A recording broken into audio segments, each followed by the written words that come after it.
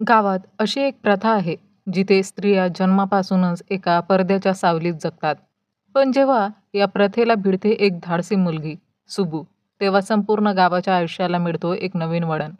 सुबूची ही कहाणी फक्त तिच्या धैर्याची नाही, तर तिच्या निर्णयाने बदललेल्या जीवनाची आहे. पडद्याच्या मागील सत्य, गावातील जुन्या प्रथा आणि मनाला थरार देणारे ट्विस्ट, सगळं तुमच्यासमोर उलगडतंय. आज आपण पाहणार आहोत सुबूची लढाई परंपरेविरुद्ध आणि कशी ती स्वतःचं अस्तित्व आणि स्वातंत्र्य सिद्ध करते. तर मंडळी, या चित्रपटाचं नाव आहे परदा.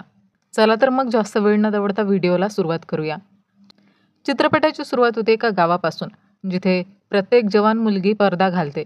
जोपर्यंत एखादी मुलगी जवान होत नाही, तोपर्यंत ती मोकळीपणे फिरू शकते, खेळू शकते. पण ती जवान होताच तिला पडद्यात राहावं लागतं. आणि घरच्यांच्या व्यतिरिक्त जर कोणतीही मुलगी पुरुषांसमोर पडदा न घालता दिसली, तर तिला जलसमाधी दिला जातो. गावात एक खास सण साजरा होतो, जिथे सगळे लोक ज्वाला अम्माची पूजा करतात. हा सण दरवर्षी फार धूमधामीने साजरा केला जातो. या गावात सुब्बुलक्ष्मीचे वडील पडदा विकण्याचं काम करतात. या सणातच सुब्बुलक्ष्मीची भेट होईल तिच्या भावी पती राजेशशी, ज्यांची लवकरच सगाई होणार आहे. जरी दोघांचं लग्न फिक्स झालं असलं, तरीही राजेश अजूनही सुब्बुलक्ष्मीला पाहू शकत नाही. खरं तर या पडद्यामागच्या रहस्याची कहाणी अशी आहे. दरवर्षी ज्वाला अम्माची पूजा केली जाते आणि त्या प्रसंगी या कथाही सर्वांना सांगितल्या जातात. अनेक वर्षांपूर्वी ज्वाला अम्मा एक निडर योद्धा होती. ती कोणालाही भीत नसे. अस्त्र, शस्त्र आणि तलवारबाजीमध्ये निपुण असलेली ज्वाला अम्मा गावकऱ्यांवर खूप प्रेम करत असे.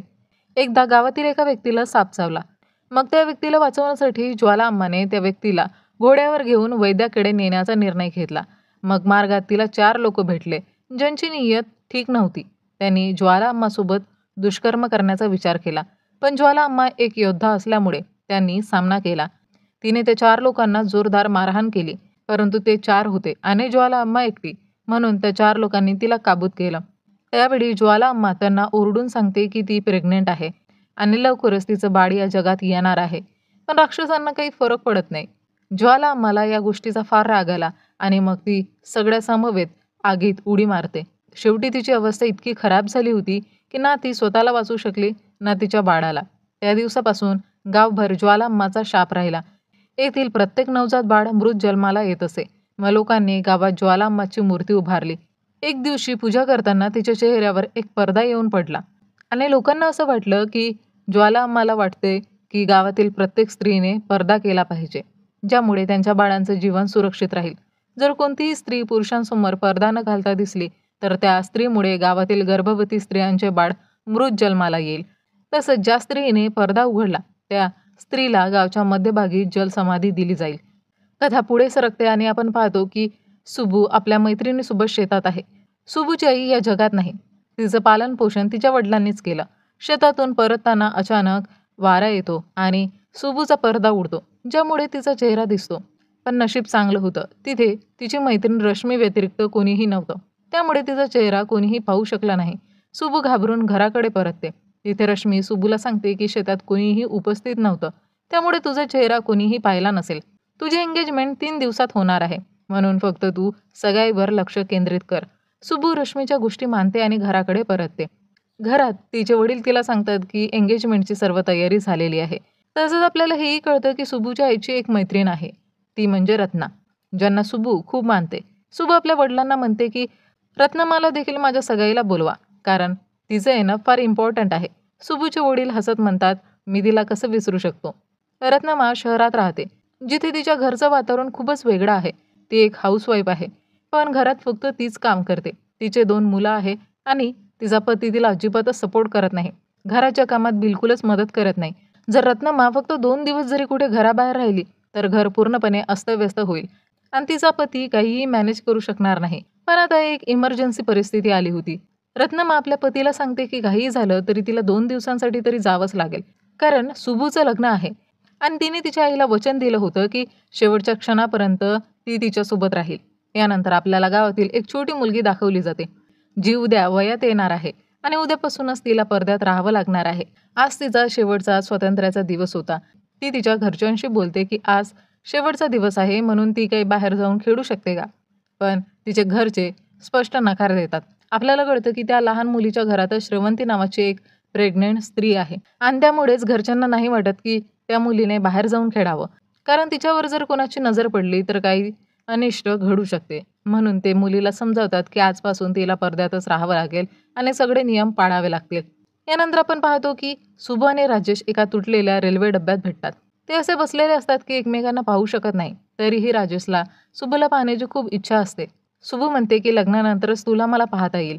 शुभने ठरवलं होतं की जर राजेश तिला पाहू शकत नसेल तर तीही त्याला पाहणार नाही. दरम्यान ती छोटी मुलगी जी उद्या वयात येणार आहे, तिचं नाव आहे गौरी. तिच्या पडद्याच्या सर्व नियमांची आजपासूनच अंमलबजावणी केली जाते आणि तिला आता फक्त पडद्यातच राहावं लागणार होतं. दुसरीकडे शुभूच्या एंगेजमेंटची सर्व तयारी पूर्ण झाली आहे. सर्व पाहुणे आले आहेत आणि रत्नम्मा देखील आली आहे. शुभला हे पाहून खूप आनंद झाला, कारण ते रत्नम्माला आईसारखी मानते. शुभूच्या बालपणीचा मित्र असलेला राजेश आज त्याच्यासोबतच तिची एंगेजमेंट होणार आहे. मात्र सगाईच्या दरम्यान सर्वांचं लक्ष एका इंग्लिश मॅगझिनवर पडते, ज्यावर शुभूचा फोटो आहे. हे पाहून सर्व लोक आश्चर्यचकित झाले होते. संपूर्ण गावात खळबळ उडाली होती. आता गावकऱ्यांना वाटत होतं की शुभूने आपल्या मर्यादेचं उल्लंघन केलं आहे आणि ज्वाला अम्माकडून घेतलेल्या पडद्याचं वचनही मोडलं आहे. तसंच यामुळे श्रवंतीच्या गर्भातील बाळाला नुकसान होऊ शकतं आणि याचा एकच उपाय आहे की शुभूला जलसमाधी दिली जावी. गावात असा प्रकार अनेक वर्षापूर्वीही घडला होता. तेव्हा शुभू तिच्या आईच्या गर्भात होती. तेव्हा गावातील एका स्त्रीने तिचा चेहरा एका पुरुषाला दाखवला होता.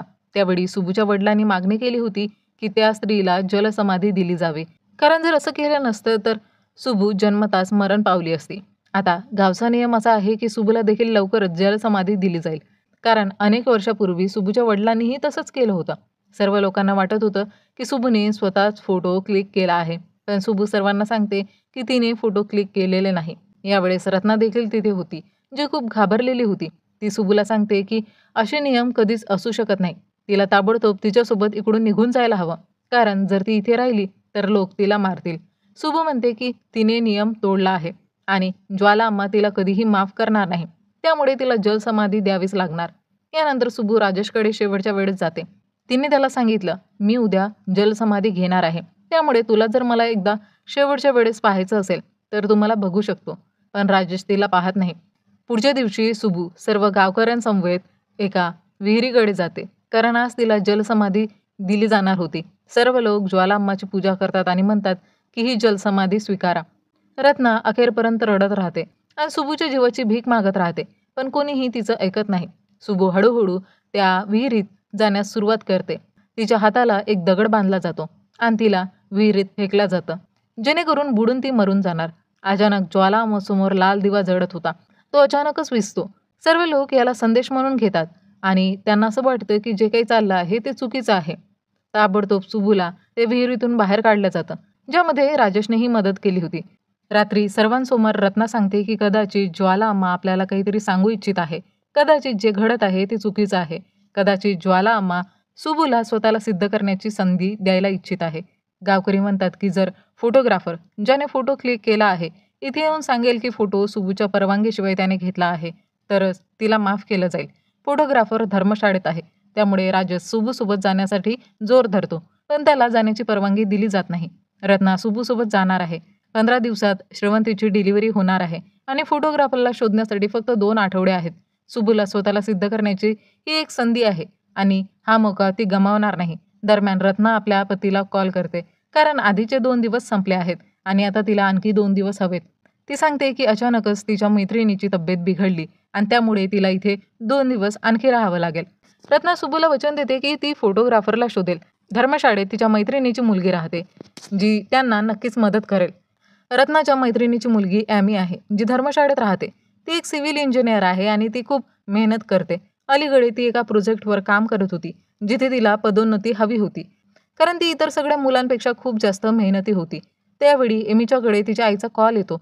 एमीच्या आईने तिला सगळं सांगितलं की शुभूसोबत काय घडलं आहे. ती सांगते की त्या फोटोग्राफर शोधण्यासाठी तिथे येत आहे आणि एमीने त्यांना मदत करायची आहे. पण एमीसाठी हा प्रोजेक्ट फार महत्त्वाचा होता, म्हणून तिने सुरुवातीला नकार दिला. यानंतर एमीला एक मेसेज येतो, ज्यात कळतं की ज्या प्रोजेक्टवर ती काम करत होती त्या प्रोजेक्टवर दुसऱ्या व्यक्तीला पदोन्नती मिळाली आहे. हे ऐकून एमीला खूपच आश्चर्य वाटतं. ती लगेचच आपल्या बॉसकडे जाते.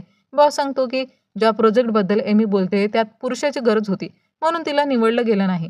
हे ऐकून एमी खूपच दुःखी होते. आणि ती रागाने बॉसला बोलते की जितक्या तिच्या सुट्ट्या बाकी आहेत त्या सगळ्या सुट्ट्या तिला देण्यात याव्या.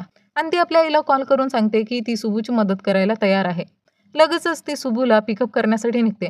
पण अचानक बस स्थानकावर सुबू हरवते. ती इकडे तिकडे भटकते आणि तिच्यासमोर तीच मॅगझिन येते ज्यावर तिचा फोटो आहे. हे पाहून ती खूपच घाबरते आणि रडायला लागते. त्याचवेळी रत्ना येते आणि तिला सहारा देते. त्यानंतर ते लोक परत निघतात. मार्गात सुबू फोटोग्राफरला कॉल करण्याचा प्रयत्न करते, पण कदाचित फोटोग्राफर कव्हरेज क्षेत्राच्या बाहेर असल्यामुळे कॉल लागत नाही. मार्गात सुबू एमीला गावची कथा सांगते. ही कथा ऐकून एमीला ती खूपच बचकानी वाटते. ती खूपच हसते आणि आणि तिची मस्करी करते. एमी एक इंडिपेंडंट आणि मॉडर्न मुलगी आहे. ही गोष्ट ऐकून तिला खूपच हसायला येते. पण एमी सुबूच्या प्रत्येक गोष्टीवर हसत असल्याने सुबूला ते काही चांगलं वाटत नाही. दोघींमध्ये अजिबातच पटत नाही. जेव्हा ते हॉटेलमध्ये पोहोचतात, सुबू रत्नाला सांगते की तिला एमीसोबत राहायचं नाही. ती वेगळ्या खोलीत राहू इच्छिते. रत्ना सांगते की जर फोटोग्राफरला शोधायचं असेल तर एमीच ती मुलगी आहे जी त्यांना मदत करू शकते. एमी सुबूला समजावते की जर ती परत घरी गेली नाही तर काय होईल. सुबू सांगते की जर ती परत घरी गेली नाही तर गाववाले तिच्या वडिलांना जाळून मारतील. त्यामुळे तिला फोटोग्राफरला शोधणे आवश्यक आहे.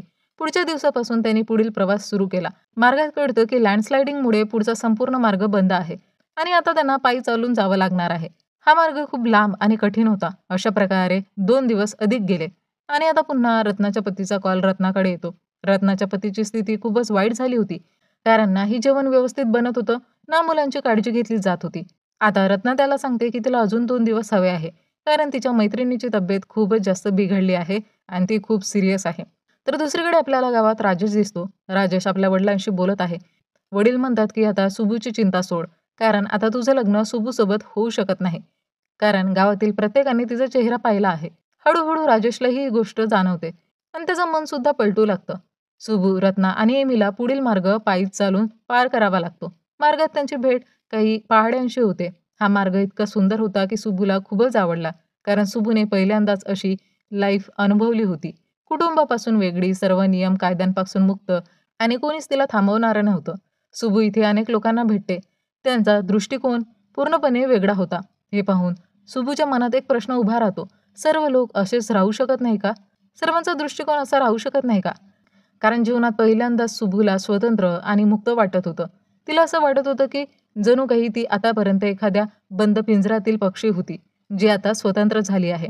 तर गावात राजेश पाहतो की गावातील अनेक लोक सकाळी ती मॅगझिन खरेदी करत आहेत, ज्यावर सुबूचा फोटो होता. हे पाहून राजेशने आपले मन पूर्णपणे बदलले आणि आता तो सुबूसोबत लग्न करू इच्छित नाही. दुसरीकडे सुबू रात्री सर्व लोकांसोबत बसलेली असते. ती सर्व लोकांच्या गोष्टी ऐकत होती. सर्वजण आपापलं स्वप्न सांगत होते, आपापली भीती सांगत होती आणि आपापल्या हौशींबद्दल बोलत होते. परंतु सुबूकडे सांगण्यासाठी काहीच नव्हतं. ती इतकी गोंधळलेली होती की क्षणभरासाठी ती विसरून गेली की ती धर्मशाळेत प्रत्यक्षात फोटोग्राफरला शोधण्यासाठी आली आहे.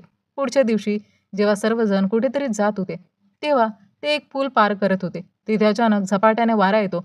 पडदा असल्यामुळे सुबू पुढे जाऊ शकत नाही आणि ती लोकांना सांगते की ती नंतर येईल, तुम्ही पुढे जा. यानंतर सुबू राजेशकडे कॉल करण्याचा प्रयत्न करते आणि तिला कळतं की राजेशचं लग्न होणार आहे. ही बाब समजल्यावर सुबूला खूप वाईट वाटतं. ती इतकी घाबरलेली होती की तिला असं वाटायला लागलं होतं की जीवनात आता पुढे काहीही चांगलं होणार नाही. ज्यावेळी ती हा सगळा विचार करत होती, तेव्हा 4 लफंगे तिथे येतात आणि ते सुबूला ओढत घेऊन ट्रकमध्ये टाकतात. ते तिच्यावर दुष्कर्म करणार होते आणि त्या लोकांनी सुबूचा पडदा फाडून टाकला. सुबू जोरजोराने किंचाळायला लागली आणि रडायला लागली. पण त्याचवेळी काही बाईकस्वारांनी तिचा आवाज ऐकला. त्यांनी तिचा पाठलाग सुरू केला आणि हळूहळू अनेक लोक त्यांच्या मागे येऊ लागले. हे पाहून त्या लफंग्या माणसांनी सुबूला ट्रकमधून खाली फेकलं, ज्यामुळे सुबूला थोडीशी इजा झाली. जरी सुबूला फार मोठी इजा झाली नव्हती, पण तिच्या हृदयावर एक अशी जखम झाली जी ती कधीही विसरू शकणार नव्हती. ज्या पडद्याला ती कवच मानत होती, आज त्या पडद्याने तिची साथ दिली नाही. सुबू पूर्णपणे तुटली होती. तिला कळत नव्हतं की आता पुढे काय करायचं. अचानक एमी आणि रत्ना तिच्या जवळ येतात. ते तिला समजावतात की हा पडदा काहीच नाही. कदाचित तुला वाटत असेल की हा पडदा तुला लोकांच्या वाईट नजरेपासून वाचवेल, पण लोकांच्या दृष्टीपासून तू कधीही वाचणार नाहीस, जरी 100 पडदे घातले तरीही. हा पडदा एक फसवा प्रमाण आहे. लोकांनी आपल्या मनाने तयार केलेला आहे. ज्वालामा कधीही कोणत्या स्त्रीला पडद्यात राहायला सांगणार नाही. ज्वाला आईचं बाळ मरण पावलं होतं आणि ती त्यामुळे कोणालाही असं पडद्यात राहायला सांगणार नाही. एक आई दुसऱ्या आईच्या वेदना छान समजू शकते. ज्वालामा असं कधीही करणार नाही. हे सगळं ऐकून सुबूला समजते की पडदा काहीच नाही. एमीने जे काही सांगितलं होतं ते पूर्णपणे बरोबर आहे. रात्रभर विचार केल्यावर सुबूने ठरवलं की आता ती कधीही पडद्यात राहणार नाही. दुसऱ्या सकाळी तिने पडद्यापासून स्वतःला मुक्त केलं.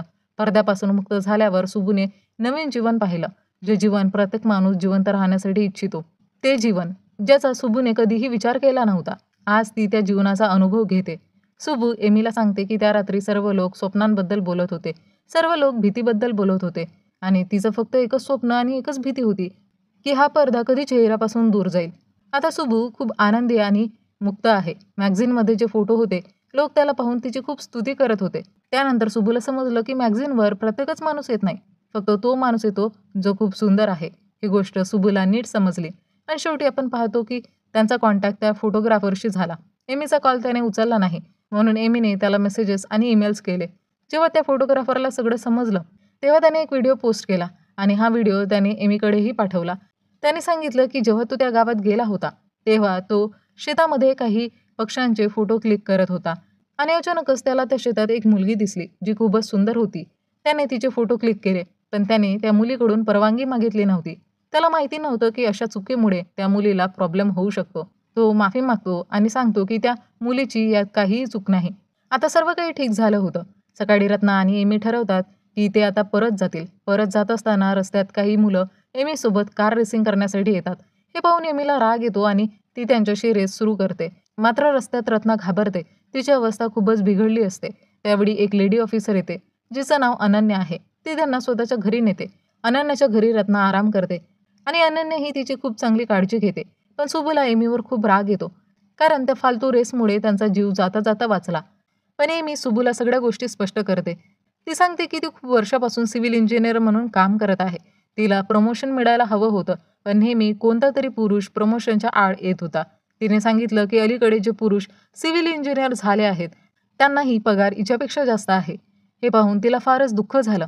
तिला लाईफमध्ये फार यशस्वी व्हायचं होतं, पण नेहमीच तिच्या यशाच्या मार्गात एक पुरुष उभा राहायचा आणि तिचं प्रमोशन काढून घ्यायचा. आज जेव्हा त्या मुलांनी तिला रेससाठी टीज करण्याचा प्रयत्न केला, ती त्यांना दाखवू इच्छित होती की ती त्यांच्यापेक्षा चांगली आहे. त्यामुळे कारमध्ये तिला राग आला. त्यामुळेच तिने कार रेसिंग केली. एमीने सुबूला माफी मागितली आणि सांगितलं की अशा मुलांना सिद्ध करण्याचा काहीही उपयोग नाही. सकाळी रत्ना बसली होती तेव्हा अचानक रत्नाला तिच्या पतीचा कॉल आला. यावेळी रत्नाच्या पतीचे टोन पूर्णपणे बदलली होती. रत्नाचा पती खूपच चिल्लावून बोलतो, आता तुला घरी परत येण्याची गरज नाही, कारण तुला काही आमची काळजी नाही. तू तिकडेच राहा. पण यावेळी ही सगळी गोष्ट ऐकून रत्नालाही खूप राग आला आणि तिने यावेळी आपल्या पतीला खूप सुनावलं. तिचंही जीवन आहे, तीही जीवन जगू शकते. ज्या घरात तू राहतोस ना, ते तुझंही घर आहे. जे मुलं आहेत ना, ती तुझीही जबाबदारी आहे. त्यांची काळजी घेणं तुझीही जबाबदारी आहे. आणि राहिलं माझं, तर मी इथे अजून 2 दिवस राहणार आहे आणि माझ्या मैत्रिणीची काही तब्येत वगैरे खराब नाही. मी तर धर्मशाळेला आली आहे आणि इथे खूप एन्जॉय करते आहे. हे सगळं गोष्ट ऐकल्यानंतर रत्नाचा पती शांतपणे फोन ठेवून देतो. यानंतर आपण पाहतो की एमी आणि अनन्या एकत्र बसलेल्या असतात. त्यावेळी अनन्या एमीला विचारते, शेवटी तुला रत्ना आणि सुबूबद्दल काय वाटतं? अनन्या सांगते की या लुझर्स आहेत. एक स्त्री आहे जी फक्त आपल्या पती आणि मुलांमध्ये अडकलेली आहे. तिला स्वतःच्या जीवनाबद्दल काहीही विचार नाही. तर दुसरी मुलगी आहे जी नेहमी पडद्याच्या मागे राहते. तिला पुरुष, जाती, विवाह आणि मुलांपासून नफरत आहे. तिला फक्त एकटं राहायला आवडतं. पण ही गोष्ट ऐकल्यावर अनन्या तिला सांगते, मीही एक विवाहित स्त्री आहे.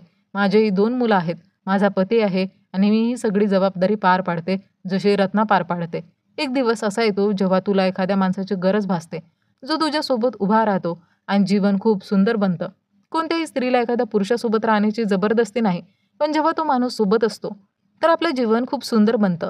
एक दिवस असा येईल जेव्हा तुला हे सगळं कळेल. एक माणूस असणं खूप गरजेचं आहे. जेव्हा तो माणूस तुझ्या जीवनात येईल, तेव्हा तुला कळेल की मी किती चुकीचा विचार करत होते. हे ऐकल्यावर एमी लगेचच सुबूच्या जवळ जाते. ती तिची माफी मागते आणि म्हणते, आजपासून मी तुला कधीही काही वाईट बोलणार नाही. दुसरीकडे गावात श्रवंतीच्या पोटात अचानकच तीव्र वेदना सुरू होतात. म्हणजे डिलिव्हरीचा वेळ आलाय. गावात प्रत्येक व्यक्तीला खूप भीती वाटते, कारण सगळ्यांना असं वाटत होतं की श्रावंतीच्या पोटातून जन्मणारं बाळ मृतच जन्मेल. म्हणून लगेचच सुबूला कॉल केला जातो आणि तिला गावात तातडीने बोलावलं जातं. हे ऐकल्यावर सुबू ठरवते की ती नक्कीच गावात जाईल, पण यावेळी ती पडदा न घालता जाईल. कोणीही तिला थांबू शकणार नाही आणि याचा परिणाम काय होईल याचाही तिला काही फरक पडणार नाही. एमी आणि रत्नाही तिच्यासोबत जातात. एमी सुबूला सल्ला देते की आज तरी पडदा घाल, पण सुबू ठरवते की ती पुन्हा कधीही पडदा घालणार नाही. ती पडदा न घालताच गावात जाते. गावातील प्रत्येक व्यक्ती तिला पाहत असतो. श्रावंती, जी बाळाला जन्म देणार आहे, अचानकच बेहोश होते. हे पाहून श्रावंतीचा पती लगेच सुबूच्या जवळ येतो. सुबूचं डोकं फोडायला एक वीड घेऊन येतो. पण त्याच वेळी कळतं की श्रावंतीने बाळाला जन्म दिला आहे आणि ती आणि बाळ दोघंही एकदम स्वस्थ आहे. हे ऐकून सर्व लोक आनंदित होतात. ज्वालामाची कथा बिलकुलच योग्य होती. पण गावातील जे नियम कायदे होते ते पूर्णपणे चुकीचे होते. सुबूने इथे सिद्ध केलं होतं की गावातील पडद्याची प्रथा पूर्णपणे चुकीची आहे. त्यानंतर सुबू ज्वालामाच्या मूर्तीजवळ जाते. ज्वालामाने जो पडदा घातला होता तो पडदा जाळला जातो. कारण आज नंतर गावातील कुठलीही स्त्री पडदा घालणार नव्हती.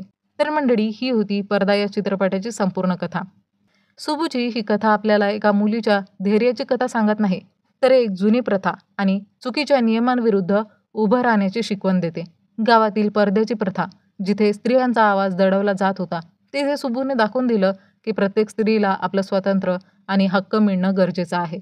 ही कथा आपल्याला आठवण करून देते की कुठल्याही जुना प्रथा किंवा कुप्रथा जर मानवाला हानी पोहोचवत असेल तर ती बदलणे किंवा तिचा विरोध करणे ही प्रत्येकाची जबाबदारी आहे. आपल्या समाजातल्या स्त्रियांचे हक्क सुरक्षित ठेवणे, त्यांना समान संधी देणे आणि पारंपरिक गैरसमजांवर मात करणे हीच खरी प्रगती आहे. सुबूने आपल्या धैर्याने दाखवलं की सत्य, धैर्य आणि न्याय यांची शक्ती कधीही कमी होत नाही. तुम्हालाही जर या कथेतून, या चित्रपटातून जर काही प्रेरणा मिळाली असेल तर आजपासूनच स्वतःच्या हक्कांसाठी उभे राहा आणि कोणत्याही अन्यायाला नकार द्या. आणि सोबतच मंडळी, हा व्हिडिओ आणि माझं एक्सप्लेनेशन तुम्हाला आवडलं असेल तर लाईक करा, शेअर करा आणि चॅनलला सबस्क्राईब करायला विसरू नका. चला तर मंडळी, भेटूया लवकरच एका नवीन व्हिडिओमध्ये. तोपर्यंत टाटा, बाय बाय.